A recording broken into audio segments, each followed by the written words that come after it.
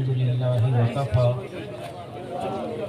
وسلام على عباده الذين اصطفى أما بعد فأعوذ بالله من الشيطان الرجيم بسم الله الرحمن الرحيم والذين آمنوا أشد حبا لله سبحان ربك رب العزة عما يصفون وسلام على المرسلين والحمد لله رب العالمين اللهم صل على سيدنا محمد وعلى آل سيدنا محمد وبارك وسلم اللهم صل على سيدنا محمد وعلى آل سيدنا محمد وبارك وسلم اللهم صل على سيدنا محمد وعلى آل سيدنا محمد وبارك وسلم.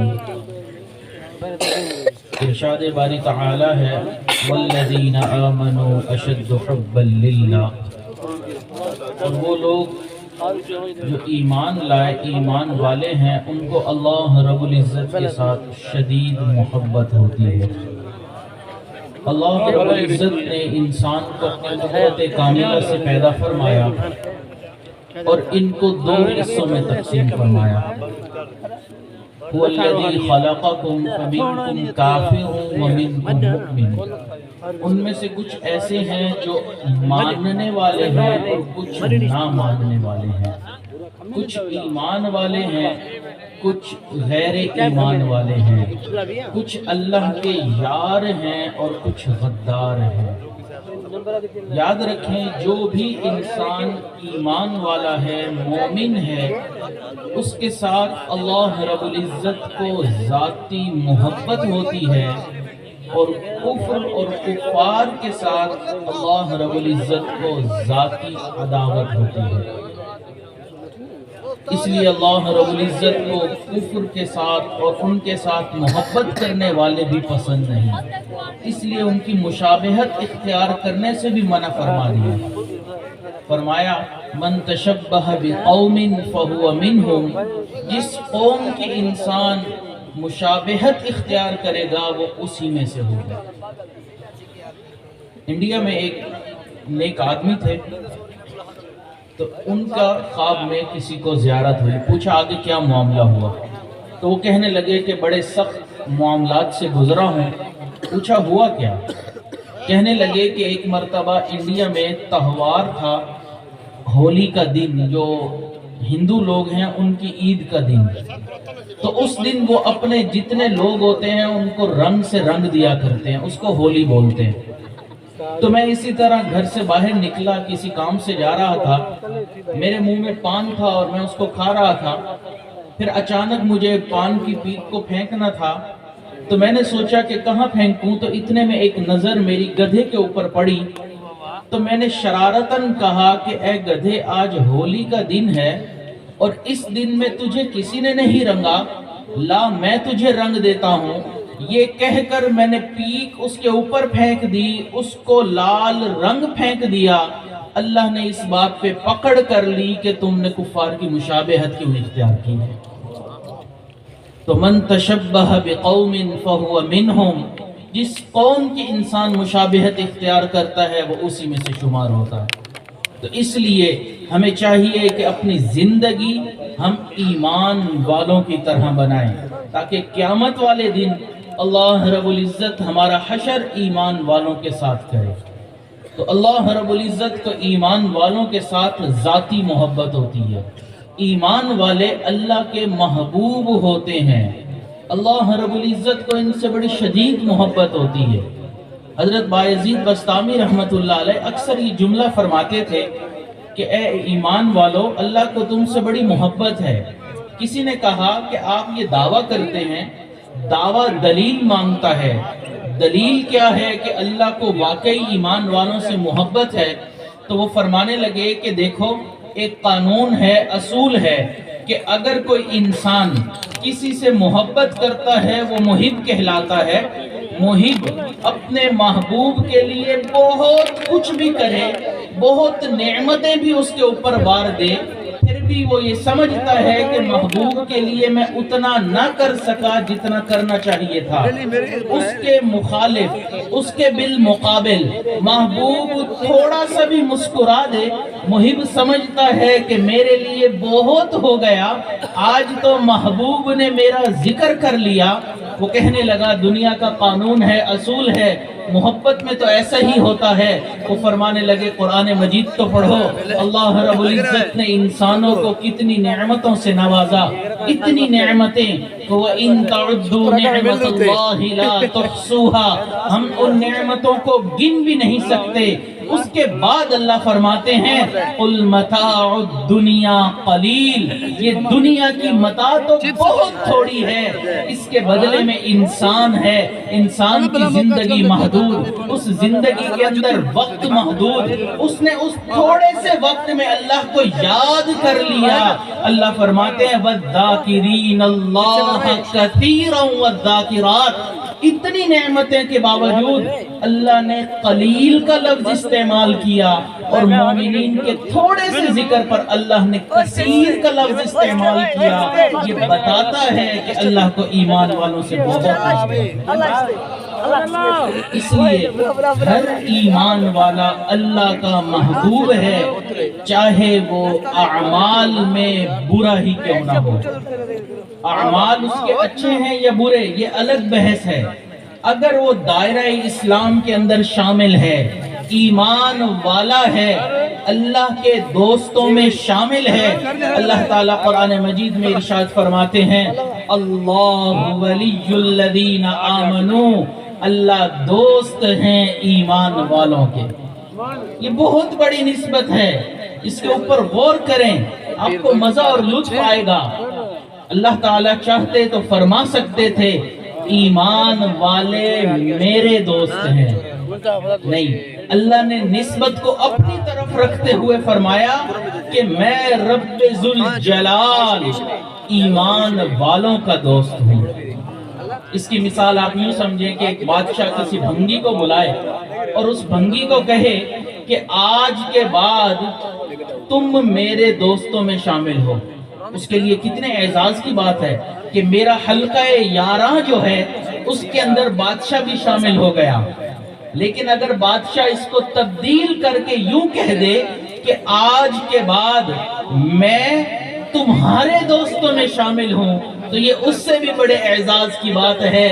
جو بھنگی کو نسبت بادشاہ کے ساتھ ہے، ہمیں تو وہ نسبت بھی اللہ کے ساتھ نہیں، ہم تو اللہ کی مخلوق ہیں۔ مخلوق کا درجہ غلام سے بھی کمتر ہوا کرتا ہے، مالک اس کے ساتھ جو کرنا چاہے کر لے۔ اس کے بعد بھی اللہ فرماتے ہیں اللہ ولی الذین آمنوا، اللہ دوست ہیں ایمان والوں کے۔ تو اس لیے ہماری محبتوں کا مرکز، ہمارے عشق کا محور اللہ رب العزت کی ذات ہونی چاہیے۔ اگر ہمیں کسی کے ساتھ محبت کرنی ہے، کسی کے ساتھ عشق کرنا ہے، تو وہ اللہ رب العزت کی ذات ہے۔ ہم اللہ رب العزت سے محبت کریں، ٹوٹ کے کریں۔ ہم دنیا میں دیکھتے ہیں کہ انسان کچھ وجوہات کی بنیاد پر کسی دوسرے سے محبت کرتا ہے۔ اس میں سے ایک وجہ کہ انسان مال و دولت کی بنیاد پر کسی دوسرے سے محبت کرتا ہے۔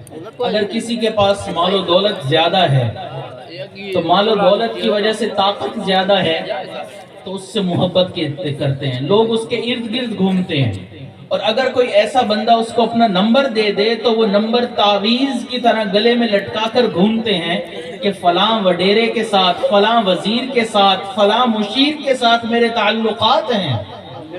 اس کی وجہ کیا ہے کہ اس کے پاس مال و دولت ہے، اور اس مال و دولت کی وجہ سے اس سے محبت ہو گئی۔ ہم دیکھتے ہیں کہ دنیا اور دنیا میں جو کچھ ہے، اس سب کے خزانوں کی کنجی اللہ رب العزت کے پاس ہے۔ اللہ فرماتے ہیں وَلِلَّهِ خَزَائِنُ السَّمَاوَاتِ وَالْأَرْضِ، زمین و آسمان میں جو کچھ ہے اس کے تمام خزانے اللہ رب العزت کے پاس ہیں۔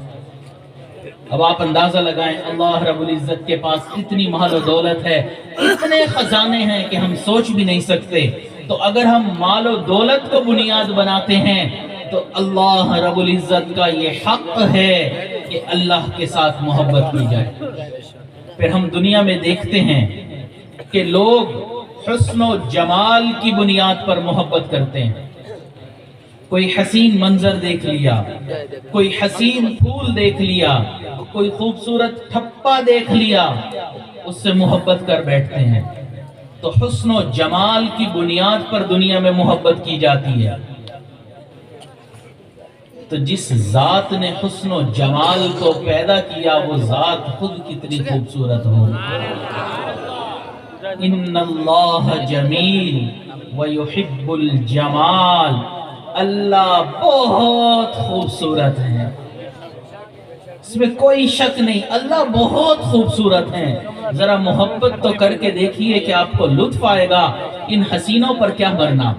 آپ اندازہ لگائیں کہ دنیا کے ایک حسین حضرت یوسف علیہ السلام، اللہ نے اتنا حسن دیا کہ ان کو خواتین نے دیکھا تو ان کو معلوم نہ ہوا کہ وہ اپنی انگلیاں کاٹ بیٹھی. اگر دنیا کے حسین کو دیکھ کر انسان اتنا محو ہو جاتا ہے، اپنے ہوش و حواس گما بیٹھتا ہے، تو اس ذات کے حسن و جمال کا کیا کہنا جس نے یوسف علیہ السلام کو حسن عطا فرمایا. وہ خود کتنے خوبصورت ہوں گے.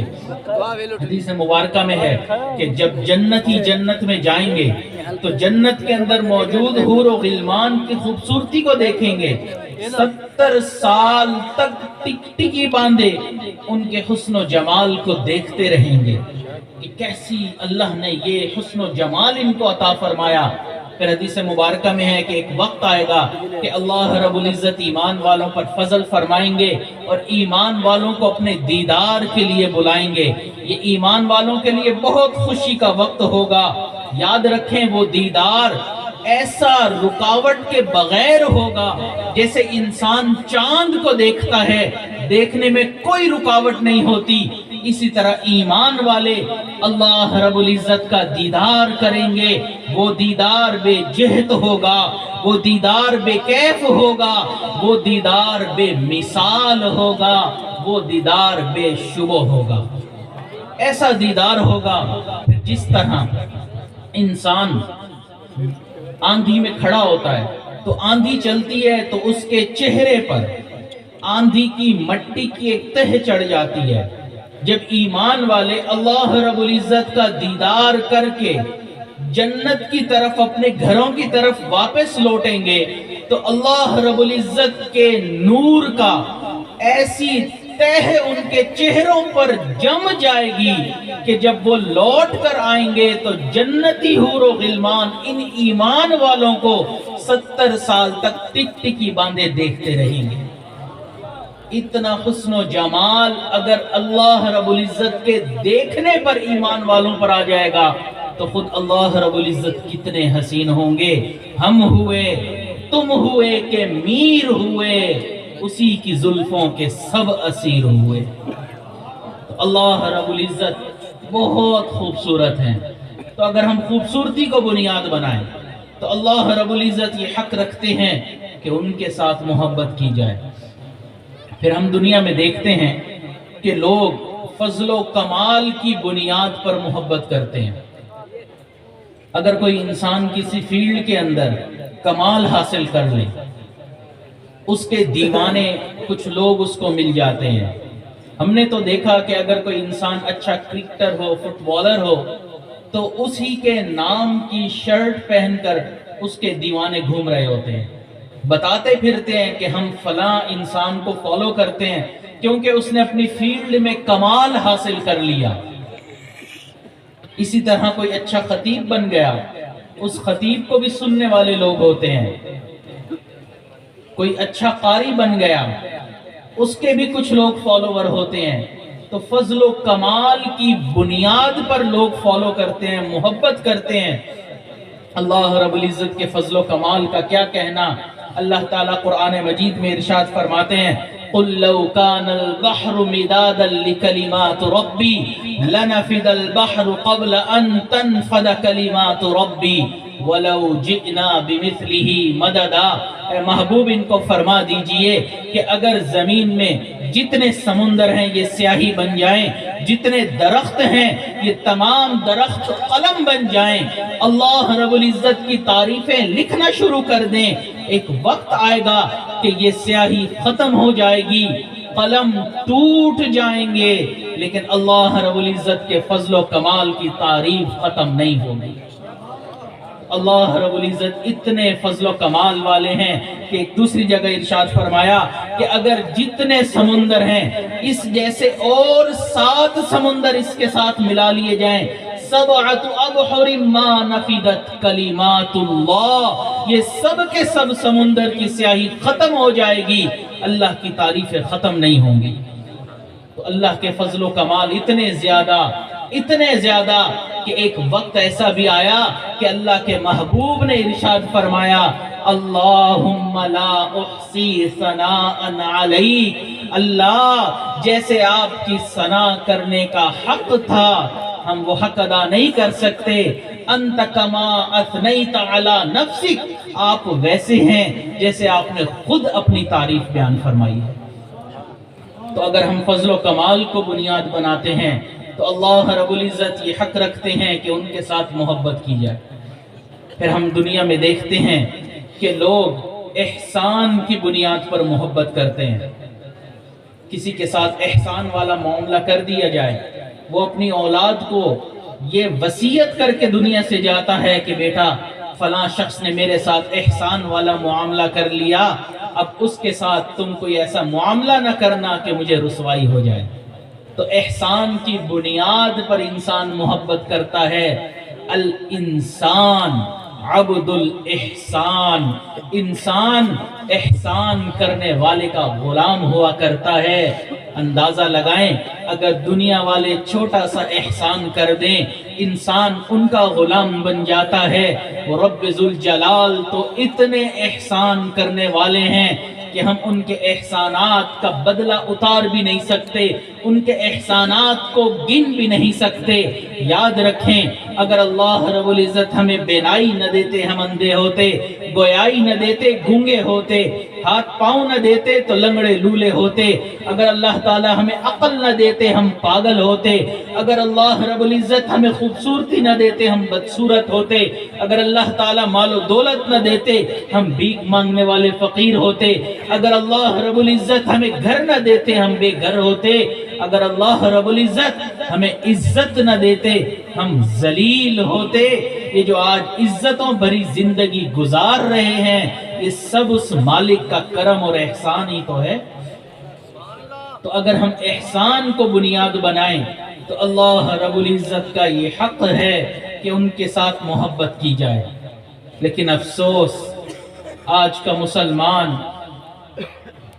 उसके ऊपर मोहब्बत कर बैठा जो फानी है, जो हमारी मोहब्बतों का मरकज होना चाहिए, उस रब्बे जुल जलाल की हमने कदर ही नहीं की।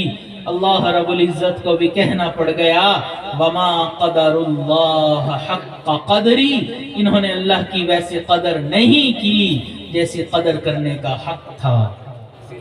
अल्लाह के इतने एहसान कि हमने कभी सोचा भी नहीं कि ये भी कोई एहसान है।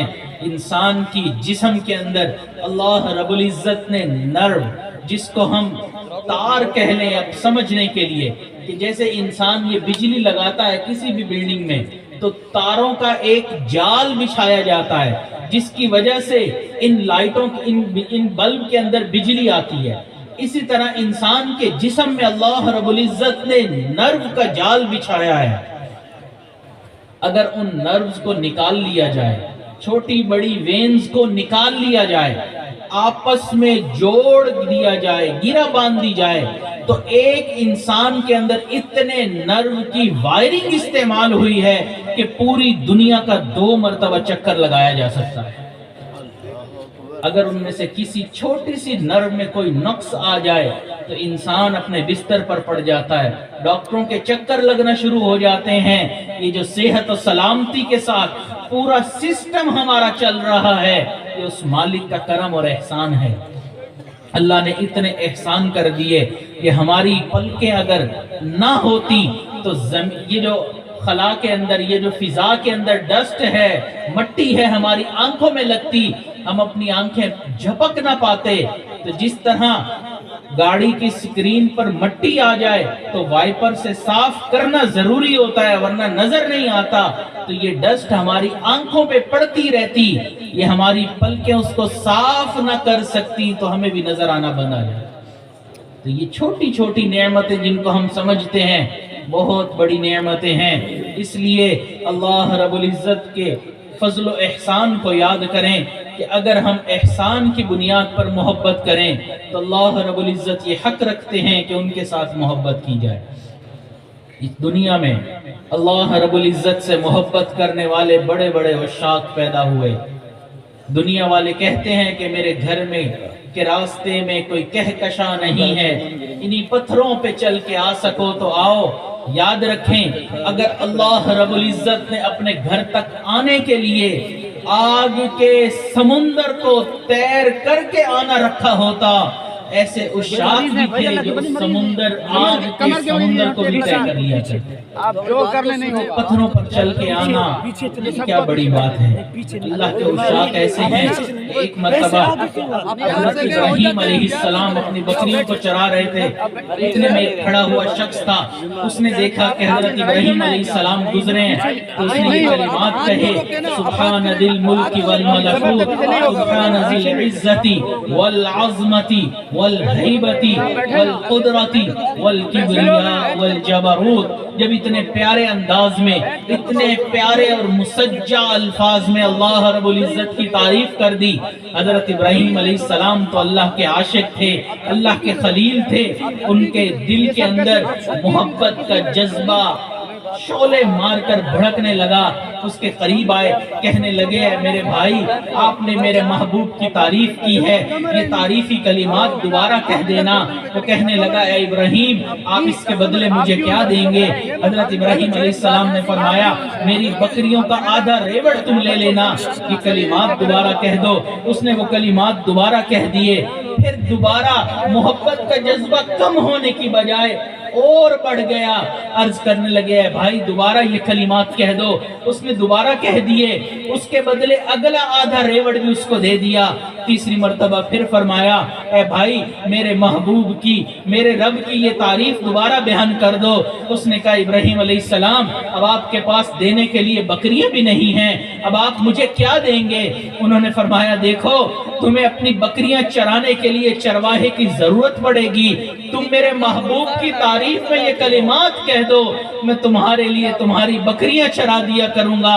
جب یہ بات کر لی وہ شخص کہنے لگا ابراہیم خلیل اللہ مبارک ہو، میں فرشتہ ہوں، اللہ نے مجھے بھیجا تھا، جاؤ میرے خلیل کے سامنے میرا نام تو لو، پھر دیکھو وہ میرے نام کے کیا دام لگاتا ہے۔ تو اللہ سے محبت کرنے والے، اللہ کے عاشقین ایسے ایسے اس دنیا میں موجود ہیں، یہ تو بہت دور کی باتیں ہیں۔ آئیے اپنے اکابرین علماء دیوبند، اپنے اسلاف کی کچھ باتیں آپ کے سامنے عرض کر دوں۔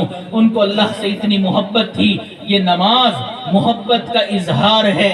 آج ہمارے لیے نمازیں پڑھنا مشکل ہے، آج ہمارے لیے 4 رکعت اس کے بعد سنتیں پڑھنا مشکل ہے، کیونکہ دل میں اللہ کی محبت کا شعلہ نہیں بڑھتا ہوا۔ اکابرین اللہ کی محبت میں ساری رات اسی طرح تو نماز نہیں پڑھتے تھے، کوئی تو لطف آتا تھا۔ یاد رکھیں ہم نماز پڑھتے ہیں ثواب کی خاطر، وہ نماز پڑھتے تھے سواد کی خاطر، ان کو مزہ اور لطف آیا کرتا تھا۔ حضرت مولانا فضل الرحمن گنج مجارد آبادی رحمت اللہ علیہ نے حضرت مولانا یحییٰ رحمت اللہ علیہ سے فرمایا مولانا جب میں سجدہ کرتا ہوں مجھے ایسا محسوس ہوتا ہے کہ میرے محبوب نے میری پیشانی کا بوسہ لے لیا، سجدے سے سر اٹھانے کو جی نہیں چاہتا۔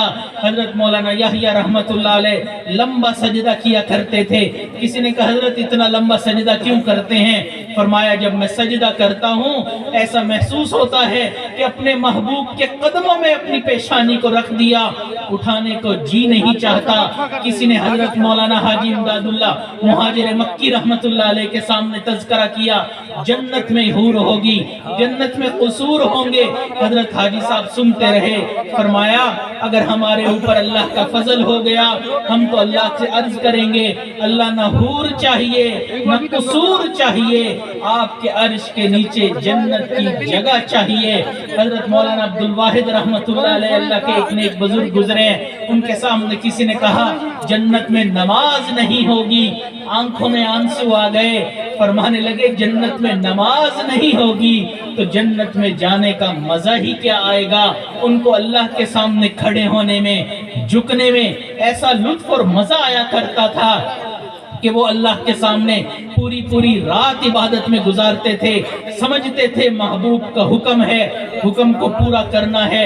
ان کی دن اور رات اللہ کی عبادت والی ہوتی تھی، وہ رات اللہ کے سامنے عابد بن کے کھڑے ہوتے تھے، دن میں مجاہدانہ زندگی ہوتی تھی، اللہ کے دین کے لیے لوگوں کے اندر نکلتے تھے۔ اللہ والوں کی باتیں ہی الگ ہیں، اگر انسان تذکرہ کرنا شروع کر دے تو بہت آگے تک بات چلی جائے گی۔ یہ عاجز اپنی بات کو سمیٹتا چلتا ہے۔ حضرت خواجہ عزیز الحسن مجذوب رحمت اللہ علیہ نوکری کیا کرتے تھے، ان کی ریٹائرمنٹ ہو گئی، پینشن ہو گئی۔ کسی نے کہا حضرت آج کل کیا حالات ہیں؟ حضرت شاعر تھے، شاعری والے انداز میں فرمانے لگے پینشن ہو گئی ہے کیا بات ہے اپنی، اب دن بھی ہے اپنا، رات ہے اپنی، اب اور ہی کچھ ہے، میرے دن رات کا عالم، ہر وقت ہی رہتا ہے ملاقات کا عالم۔ اس لیے ہمیں چاہیے کہ اللہ والوں سے محبت کریں۔ یہ اللہ کی محبت کہاں ملتی ہے؟ اللہ کی محبت اللہ والوں سے ملا کرتی ہے۔ حضرت ہمارے دادا شیخ حضرت مرشد عالم خواجہ غلام حبیب رحمت اللہ علیہ فرمایا کرتے تھے سبزی ملتی ہے سبزی والے کے پاس، لوہا ملتا ہے لوہے والے کے پاس، کپڑا ملتا ہے کپڑے والے کے پاس، اللہ ملتا ہے اللہ والوں کے پاس۔ ان اللہ والوں کے پاس آنا پڑے گا، ان کے قدموں میں وقت گزارنا پڑے گا، تب اللہ کی محبت آئے گی۔ حضرت مولانا فضل الرحمن گنج مراد آبادی رحمت اللہ علیہ نے حضرت مولانا محمد علی مونگیری رحمت اللہ علیہ سے پوچھا حضرت آپ نے عشق کی دکان بھی دیکھی ہے؟ وہ تھوڑی دیر خاموش رہے، سوچ کے فرمانے لگے حضرت زندگی میں عشق کی 2 دکانیں دیکھی ہیں، ایک شاہ آفاق رحمت اللہ علیہ کی خانقاہ تھی، دوسری حضرت مولانا شاہ غلام علی مجددی رحمت اللہ علیہ کی خانقاہ تھی۔ یہ ایسے اللہ والے تھے جو ان کے پاس آتا تھا اس کو عشق کی پڑیا دے دیا کرتے تھے۔ یہ خانقاہیں، یہ اللہ والے، یہ اللہ کے عشق کے سوداگر ہوتے ہیں۔ لوگ ان کے پاس دنیا کی محبت لے کر آتے ہیں، یہ اس دنیا کی محبت کو نکال کر اللہ کی محبت ان کے دلوں میں ڈال دیتے ہیں۔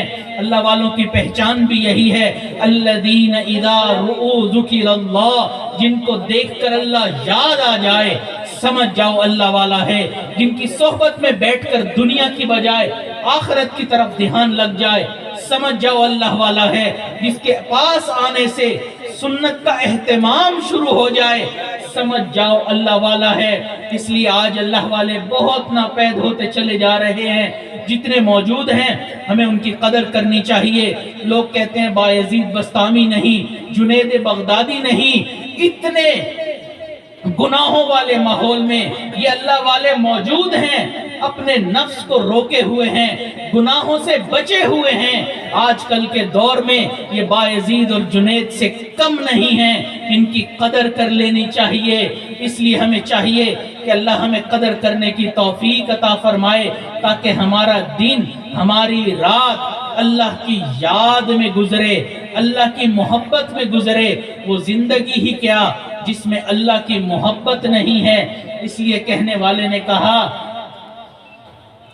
کہ بیٹھا ہوں مست ہو کے تمہارے جمال میں، تاروں سے پوچھ لو میری روداد زندگی، راتوں کو جاگتا ہوں تمہارے خیال میں۔ اللہ تعالیٰ آپ تمام حضرات کا یہاں پر آنا قبول فرمائے اور ہمارے دلوں میں ان اللہ والوں کی برکت سے اپنی محبت داخل فرمائے۔ وآخر دعوانا ان الحمدللہ رب العالمین۔